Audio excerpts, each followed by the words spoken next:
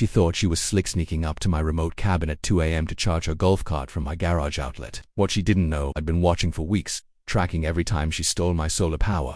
But I didn't stop. I set a trap. I installed a timed surge that activated the moment she plugged in.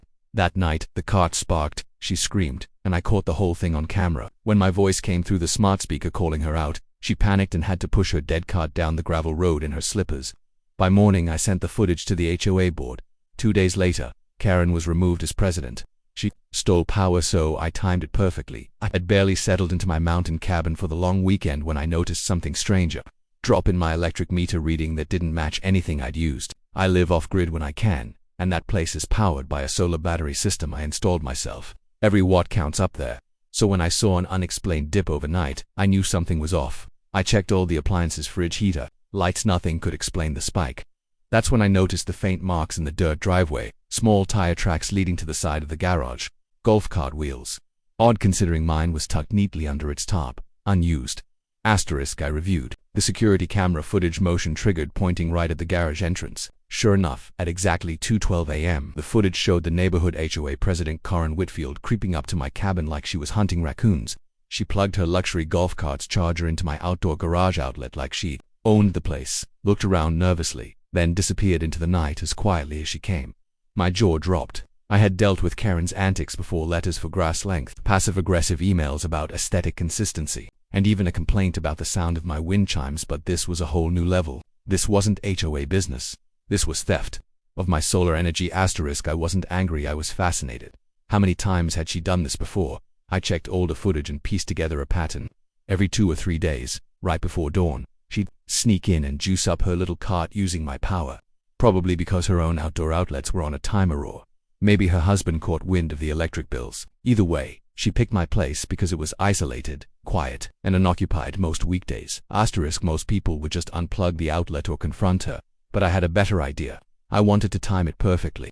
I bought a surge timer, the kind electricians use to regulate power bursts, and programmed it to deliver a harmless but very noticeable short power jolt at a specific time, triggered by load detection. If someone plugged something in while I was away, it would activate the deterrent.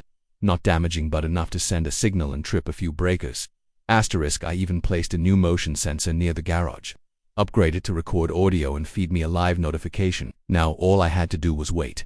2 nights later, she came again, right on schedule, like a thief with an appointment. My phone buzzed at 2:09 a.m. as the motion sensor picked her up. I opened the live stream just in time to see her golf cart's LED lights blink on as she pulled into my driveway like she owned it. She wore a bathrobe and slippers, this time sloppy, careless. She'd clearly grown confident in her petty little crime. Asterisk, she reached for the outlet and plugged in the cable. Completely unaware the surge timer had already engaged its countdown. I could hear her humming to herself as she dusted off the cart's dashboard. 15 seconds later, the garage light blinked once, then popped. Asterisk, it wasn't a massive explosion, just a sudden, sharp electrical snap, followed by a flash of white light and a puff of smoke from her golf cart's charge port. Karen screamed so loudly she triggered the audio sensors. The cart's lights dimmed and blinked rapidly as if confused. She staggered back, clutching the charging cable like it had bitten her. Asterisk, then she started yelling, "What the hell? What is this? Did someone sabotage this?"